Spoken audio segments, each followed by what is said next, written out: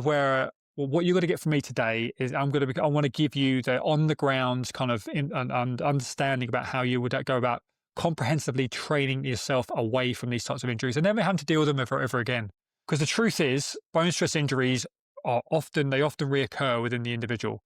Why? Well, because they're trying to push their bodies and they're trying to see what they're capable of. And this is the reality, right? When you're looking to push high volumes of training into a busy working week, you are trying to get your body to a place where you have an optimal body composition.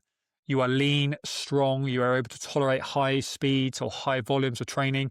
There is going to be this fine line that you're flirting with, and this is that line we're going to be talking about today, where bone stress injuries has become very kind of prevalent within endurance sport, but a lot of it can actually be prevented, and this is what we're going to be talking about today.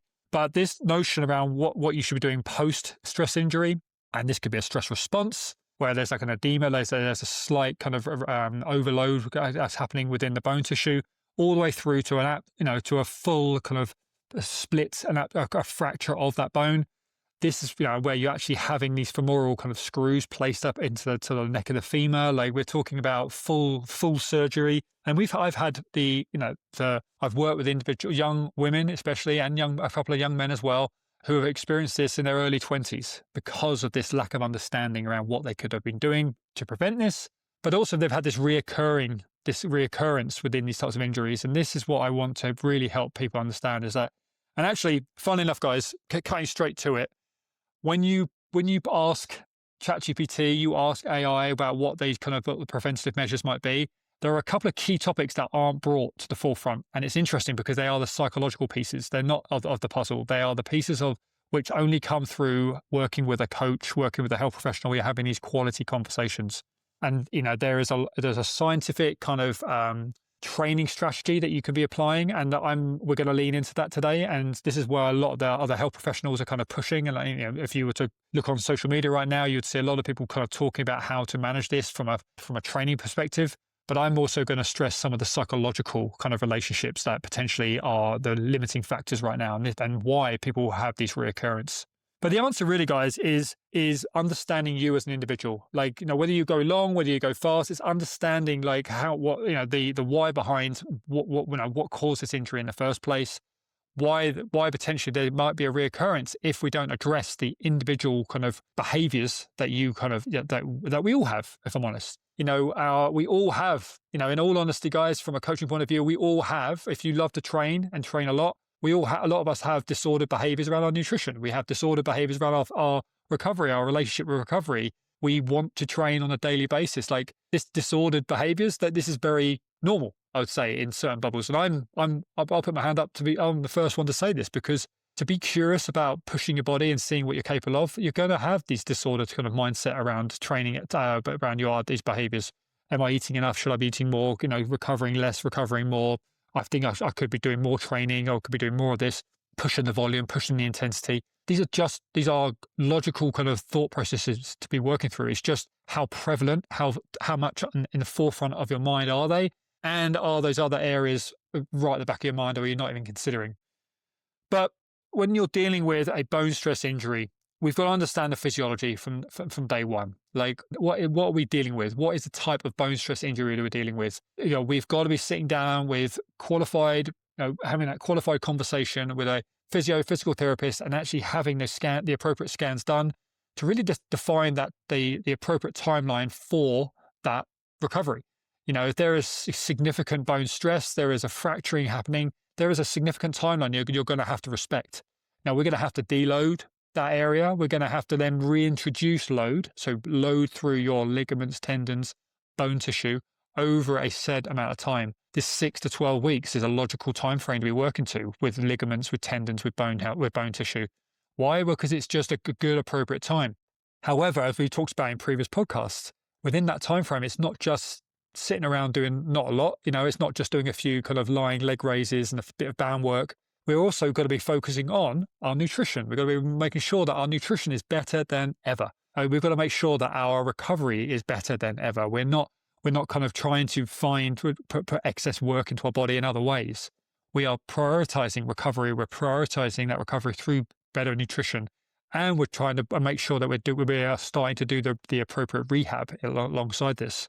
Whether we start to bring in faster training, faster running down the line, we're starting to bring in longer running. I'm going to talk about that in a minute. But before we get into it and we talk about the phases of return to running, because that's what a lot of people are going to be wanting to hear from me, I'm going to quickly come in and say there's topics here that, as I said, that aren't brought to the forefront. And this is someone's relationship with recovery, someone's relationship with nutrition.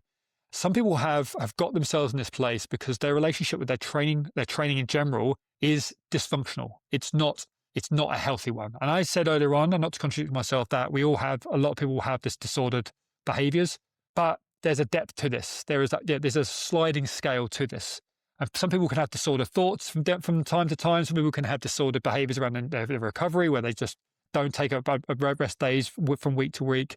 Some people won't do any recovery post-session. They'll just jump straight in the car. These are all behaviors that can come from time to time. But a lot of people find themselves in this place because the raw truth to why that person got that injury in the first place, or that stress response, is because of a significant training error. There is a mismanagement of training load, where someone is not doing any type of strength and conditioning throughout their programming. Someone is trying to ramp up volume on a week-to-week, month-to-month basis, coming from a place of very little training experience, having had previous injuries. Some people are coming into their training program and having a very poor relationship with their nutrition in the first place. They're very lean. They're very selective in their nutrition. Some people are very clean with their eating. They're kind of almost orthorexic in that sense, where they are very clean with their nutrition because they've come from a bodybuilding background. They've come from they're very concerned about their aesthetics. But then, as soon as they start to build it back running into their training, they love their training to an extent where they start to do more and more running. They add more volume to their weeks. They're training friends. They're bringing in more training intensity. Their nutritional behaviors haven't changed. Their relationship with recovery hasn't changed. It's not being upgraded along the way. And the reason why I bring this up, guys, and this is a topic in itself, but the reason I bring this up is because if those behaviors aren't addressed the moment you start moving into your post-recovery from one of these events, you're going to find yourself back in the same place.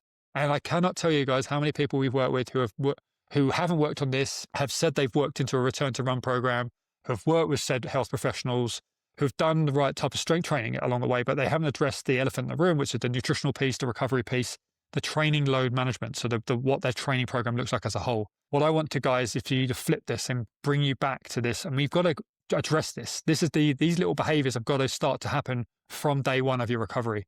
Because as soon as because once we have these better behaviors starting to improve from within the first few weeks, you're going to notice that we can start to then push the body, because we're doing it from a place where your body's recovering, because it's got better nutrition, it's got better macronutrients. Your body has the building blocks that essentially the proteins, fats, carbohydrates that actually replenish and build your body from on a cellular level. Recovery, nutrition are the big pieces of the puzzle. So, guys, when we talk about returning back to running for post-stress injury, it's very much based on tolerance. Okay, so you've got these other pieces of the puzzle in place. You're starting to work on your nutrition. You're starting to track that and understand that you need to be doing more in these areas. You're understanding your blood and hormonal health better. You're knowing that those markers may potentially need to be improved upon within your nutrition. But on a physical level, within your training, whether you go long, you go fast, both of those will come secondary to your body's tolerance to absorbing and working with load, force. Can you load that said neck of the femur, your hip? Can we load your shin? Can we load your ankle? Can we load your sacroiliac, your sacral, depending on the site of the bone stress injury? Can we start to load those areas through good range of motion again? Can we start to put good levels of strength? So, in relation to your body weight, can we start to put 50% of your body weight through your joints again? Can we start to put some low-level impact through your body again? Can we low-level plyometric drills, jump, land, single leg, double leg? Can we start to bring some real basic low-level plyometric drills back into your body with no symptoms? Can we start to build confidence in these areas? But on an internal level, we're thinking about, can your body tolerate this type of load without any symptoms, underlying symptoms or ongoing symptoms? Once you have this, your body's absorbing this type of force again through your body, then we can start to think about, right, how do we start to build this? And what we've got to understand is that faster interval-based training, it requires greater forces through the body. So actually what we're trying to do, and again, we're just trying to little and often bring running back into your program. We're going to start at a very low dose. We're going to start, but with the frequency is where we're going to kind of build the volume. Little and often, probably looking at 2 to 3 runs a week, but the dose is very small, and you're thinking nice, easy, consistent running. We're trying to keep it a zone 2, zone 3 kind of effort, because we want to be up onto the balls of the feet. We're running with good mechanics. If we run too slow, too easy, our biomechanics can be thrown off. We could be sitting back into our stride too much. We can be just running inefficiently almost. We want to be promoting good mechanics from the offset, but the dose is small. We build volume within that framework, and that return to run program that you're following is, it's following a very similar framework over the next 6 to 12 weeks. But the key point here is that your S&C, your strength and conditioning, is really starting to hone down on your areas of individual weakness. Hamstrings, lower back, glutes, single leg strength. Like you're working on the spring of your lower leg, your feet. We've got to be making sure that biomechanically you are moving better than ever. And we are, but potentially if you're someone who's coming into this having never done strength and conditioning, a lot of people have. They've innocently found themselves with a bone stress injury because they've never done it. They didn't realize that they need to integrate strength and conditioning all year round. That is a fact, guys. You're never going to hear anything different from me.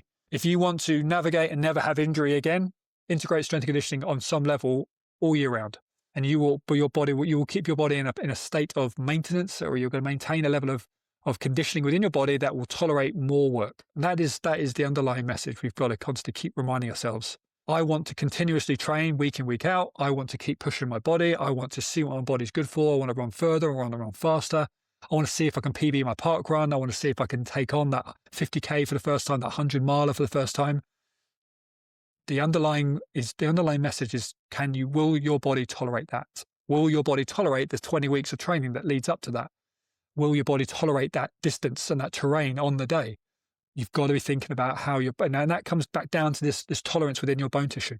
We like to extend this out, and we're going to extend out that running based off your levels of strength and conditioning, based off your tolerance levels. If we are still, and this is the thing where people aren't kind of addressing enough, is that your S&C wants to progress at the same rate as your running, and if we find weaknesses within your running, because that's going to be the arena. That's going to be they're going to be the sessions that probably displace you the most, kind of create the most doubt, or kind of find the cracks within your armor. That's when you go back into your S&C and start bullying that. And it's not just in the one-off training sessions. It's going to come from you bringing in better warm-up strategy, better recovery behaviors. We're going to make sure you're bringing in those key drills, working on those key weaknesses. This is how we build it out. And we've got people right now training for 200 milers who have come back from double stress fractures or injuries to the neck of the femur, to the sacrum, to their typical kind of tibial stress fractures. Like, these are common sites that we are help people working back from, to extraordinary levels of force that they're now tolerating across amazing levels of elevation and terrain.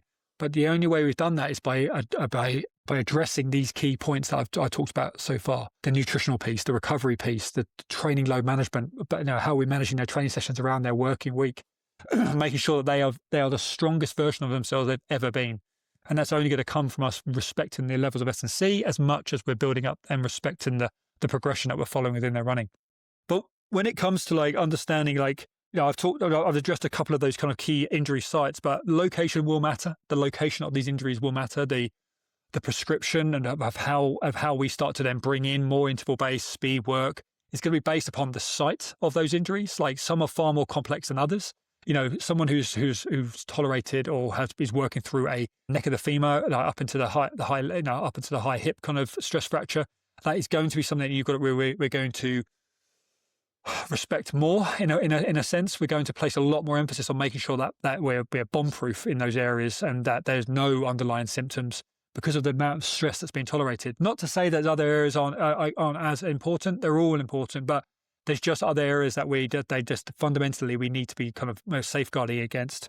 But I said the biggest mistake people make is the romantic side. They get caught up in the romanticism of getting back into doing the things they love. And running is pure escapism, it's pure adventure, and it's the reason why people get caught with these types of injuries in the first place, is because they're being led by their heart, but not by their head. The head will always say, "Am I doing all the things that I need to be doing and away from my running to make sure that I can keep running. Whereas most people innocently fall into this trap of bone stress injury because they're leading with their heart. They just love it. They want to do more of it. They're saying yes to, everything that's being put in front of them, from friends to different events. When we are building back from bone stress injury, we've got to be thinking methodically about, am I doing more than I was before in all these other areas? Nutrition, your training load management, understanding your S&C on a level that you've potentially never done before. Are you understanding your recovery? Are you honestly getting enough recovery in your training week to allow that adaptation to be occurring? Respecting your age, respecting your blood and hormone levels, understanding that that this all needs to fit in with your work and lifestyle. These are things that will prevent you from ever having to manage having to navigate an injury like this again in the future. But it takes this dedicated work. So as we are building and we're adding more volume, and we're starting to add volume, right, guys? When you've got these pieces in place, we can start to really confidently start to add volume, because these behaviors are, as you're building volume, you're starting to add greater training days. You're adding more volume. We want to get you up to a place where you're running 3 to 4 times a week, 45 to 60 minutes of training a week. That is kind of where we're looking for before we start bringing in hill-based, interval-based training, speed-based training. We want to know that your body can tolerate 3 to 4 hours of training a week, easy, steady state, zone 2, zone 3 running before we start bringing in interval-based. Some people, we might bring a bit more interval-based in earlier on because we want to kind of bring in a slightly different stimulus. We want to bring in a little bit more speed, but that's going to be coming in more manageable doses from their S&C, their plyometric work, their heavier compound lifting from their single leg compound lifts. We're looking at building that confidence elsewhere. But as I said, then this is where we're in this grey area where we're kind of building it back. We're going long, going fast. We want to kind of start to bring in both variables along the way, but it's just working with that individual as to what they are able to tolerate and what they're also looking to do post bone stress injury. Like, there will be a limit to how much volume that we want to be putting into this person before we think, okay, well, we don't want to overstretch you now. Let's bring it back to bringing in more intensity. And then again, managing the dose of that and making sure that we are doing power-based training within their S&C to complement that speed, that hill, that descending work. There's always got to be this wonderful relationship, guys, between us managing all these other variables. That's the point I'm trying to make here. Going fast, going long. There's a conversation. It was obviously, but it's very one-dimensional. Like, there's a depth to this conversation that is just simply being skimmed over. And again, it's this relationship around the nutritional piece. There's a relationship between just, again, like, not really truly understanding what your training load needs to be and how you need to be building it. Because we're following generic training programs at times. We're following our heart and not our head. You're not being held accountable to some of these other areas. Are you giving yourself enough time to adapt to all this training? Or are you just kind of going week to week, building, going on feel? Sometimes you've got to be thinking a little bit more logically about it and going, actually, it's been 8 weeks since I've properly deloaded and stepped back. And when was the last time I looked at my 7-day food diary? Has this changed? All my volume, I've ramped my volume up, I've ramped my intensity up, but has my food diary, have I checked my nutritional behaviors changed? Is work, squeezing my week so I've got less recovery than ever at the moment? Reassessing these things is going to be the way you build yourself back from a bone stress injury. But it's also going to be the way you never have to deal with one again in the future. And you can get back to all of it, guys. And it is so doable. But when we work with someone, it's not a matter of just helping them go long again and just looking at their run programming. That is a very rudimentary, dangerous way to think about getting back from a training program. Like, you've got to be, if you ever experience some sort of bone injury, like a ligament tendon issue, it's going to be straight back into your S&C. It's going to go straight back into your levels of recovery, straight back into your levels of nutrition, because they are the building blocks. They are literally the physiological building blocks that we've got to be working with. And then from there, we can then start to map out your run program and we start to build that up. And that's going to be based around your lifestyle. All right. So, guys, just my 2 cents. All right. And there's a wonderful complexity here, and it's based around what you need to be working on. But to prevent this ever becoming manifesting into something more than it needs to be, like to have experienced that uncomfortable conversation where those symptoms have manifested into some form of bone stress response, and you have no intention of ever having to experience a stress fracture. You've got no intention of ever having to go under the knife again and having surgical intervention because of being innocently gone into this. Like, you no interest in ever having to take 6 months sit on the sidelines for 6 months. It's by addressing these types of thought processes and addressing these types of variables along the way. Guys, as always, any questions you have around this, please reach out. This is what we do on a daily basis. We prevent these types of injuries through our own run programming. We incorporate strength and conditioning throughout all of our multi-sport endurance training, because we have no interest in anyone we work with ever experiencing these types of injuries. And we want them to be bomb-proofing. It's not to sound corny, but bomb-proofing their bodies for the decades to come. Okay, and it's going to come from having this level of understanding about yourself, about what aren't you addressing enough? What aren't you being held accountable to enough? And that is my job. Like, I've got to hold the people I'm working with accountable to the things that potentially would be pushed to the back of the mind, but it's probably the most important thing they need to be held accountable to right now. And it could be the fact that they're not being prescribed enough recovery. They're not being held accountable to enough individualized S&C. We're not just periodically looking at their nutrition and going, hey, let's just bring in another couple of hundred calories a day just to keep bumping things up. These are the things that will prevent you from ever having to deal with this type of thing in the future. But it's also the most logical way of building yourself back to this level of resilience that never experiences a bone injury in the future. Let me know your thoughts, guys.